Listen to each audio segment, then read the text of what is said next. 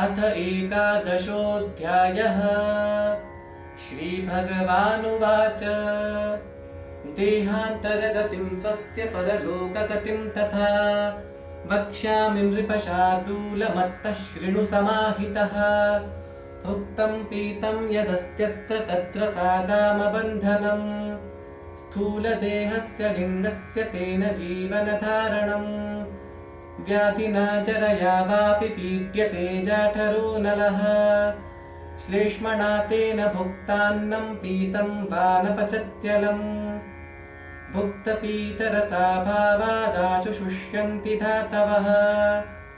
भुक्तपीतरसेनैव देहं लिम्पति नित्यशः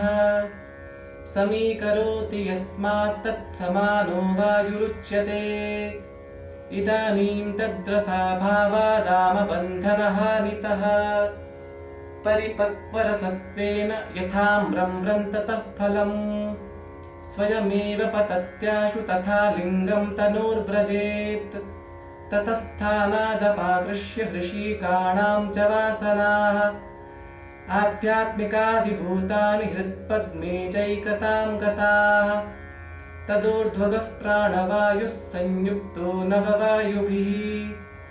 ऊर्ध्वोच्छ्वासी भवत्येष तथा तेनैकतां गतः चक्षुषो वाथ मूर्ध्नो वा नाडीमार्गं समाश्रितः विद्याकर्मसमायुक्तो वासनाभिश्च संयुतः प्रज्ञात्मानं समाश्रित्य विज्ञानात्मोपसर्पति यथा कुम्भो नीयमानो देशात् देशान्तरं प्रति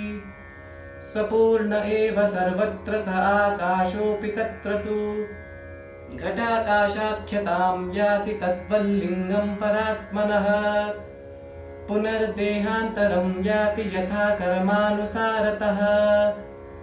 आमोक्षात् सञ्चरत्येवं मत्स्यः कूरद्वयं यथा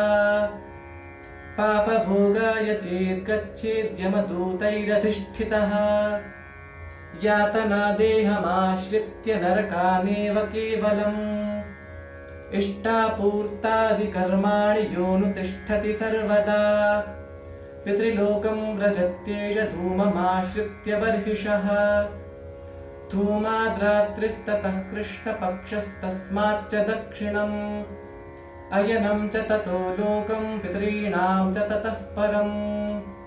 चन्द्रलोके दिव्यदेहं प्राप्य भुङ्क्ते परां श्रियम् तत्र चन्द्रमसासोऽसौ यावत् कर्मफलं वसेत् तथैव कर्मशेषेण यथैतत्पुनराव्रजेत् वपुर्विहाय जीवत्वमासाद्याकाशमेति सः आकाशाद्वायुमागत्य वायोरम्भो व्रजत्यथा अद्भ्यो मेघं समासाद्य ततो वृष्टिर्भवेदसौ ततो धान्यानि भक्ष्याणि जायते कर्म चोदितः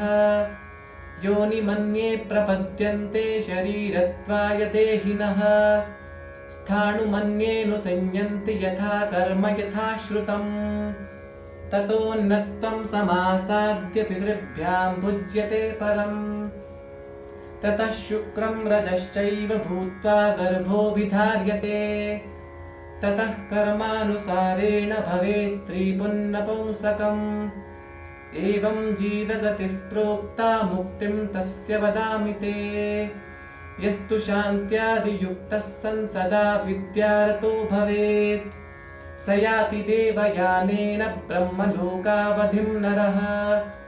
अर्चिर्भूत्वा दिनं प्राप्य शुक्लपक्षमतो व्रजेत्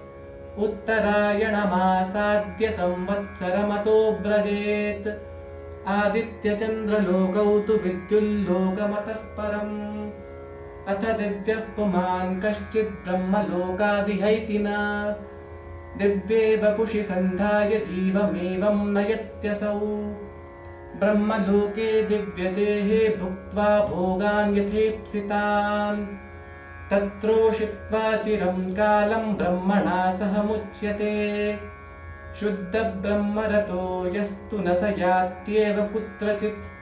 तस्य प्राणा विलीयन्ते जले सैन्धवखिल्यवत् स्वप्नदृष्टा यथा सृष्टिः प्रबुद्धस्य विलीयते ब्रह्मज्ञानवतस्तद्वद्विलीयन्ते तथैव ते विद्याकर्मविहीनो यस्तृतीयं स्थानमेति सः भुक्त्वात्र नरकान् घोरान् महारौरवरौरवान् पश्चात् प्राक्तनशेषेण क्षुद्रजन्तुर्भवेदसौ यूकामशकदंशादिजन्मासौ लभते भुवि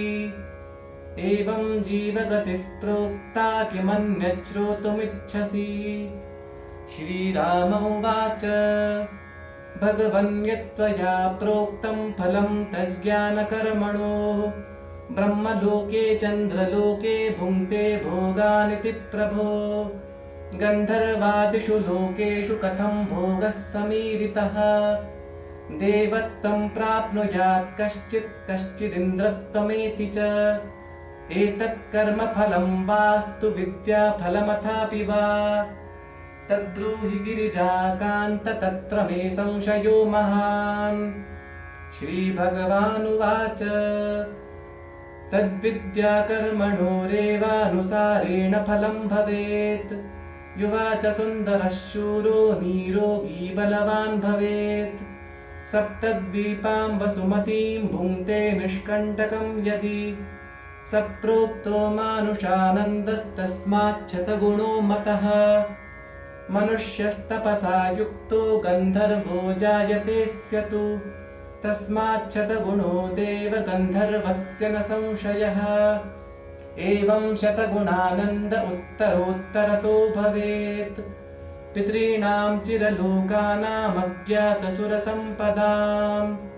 देवतानामथेन्द्रस्य गुरोस्तद्वत्प्रजापतेः एवं ब्रह्मण आनन्दः पुरः स्यादुत्तरोत्तरः ज्ञानाधिक्या सुखाधिक्यं नान्यदस्ति सुरालये श्रोत्रियो वृजिनो कामहतो यश्च द्विजो भवेत् तस्याप्येवं समाख्याता आनन्दाश्चोत्तरोत्तरम् आत्मज्ञानात् परं नास्ति तस्मात् दशरथात्मज ब्राह्मणः कर्मभिर्नैव वर्धते नैव हीयते न लिप्यते पातकेन कर्मणा ज्ञानवान् यदि तस्मात् सर्वाधिको विप्रो ज्ञानवानेव जायते ज्ञात्वा यः कुरुते कर्म तस्याक्षय्यफलं भवेत् यत्फलं लभते मर्त्यः कोटिब्राह्मणभोजनैः तत्फलं समवाप्नोति ज्ञानिनं यस्तु भोजयेत् ज्ञानिभ्यो दीयते यच्च तत्कोटिगुणितं भवेत् ज्ञानवन्तं द्विजं यस्तु द्विषते च नराधमः स शुष्यमाणो म्रियते यस्मादीश्वर एव सः उपासको न यात्येव यस्मात् पुनरधो गतिम् उपासनारतो भूत्वा तस्मादास्व सुखी नृप। इति श्रीपद्मपुराणे उपरिभागे शिवगीतासूपनिषत्सु ब्रह्मविद्यायां योगशास्त्रे शिवराघवसंवादे जीवगत्यादिनिरूपणं नाम 11ोऽध्यायः।